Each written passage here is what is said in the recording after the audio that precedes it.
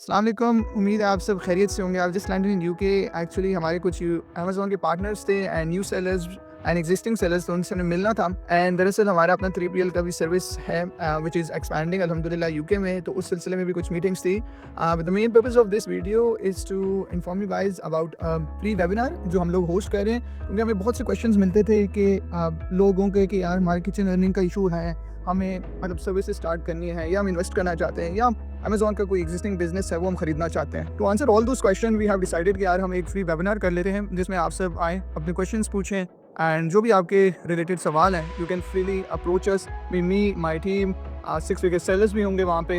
Weather आपका kitchen earning का you are looking for या you are looking to start your Amazon business as an investor, या even if you are looking to buy a existing Amazon business, तो we have a complete ecosystem where will be answering all of your questions and you guys will have a chance कि आप ये सारा कुछ हमसे directly and totally free webinar है can ask. I hope you guys will be joining it and इंशाल्लाह फिर मिलते हैं उस वेबिनार में। Thank you.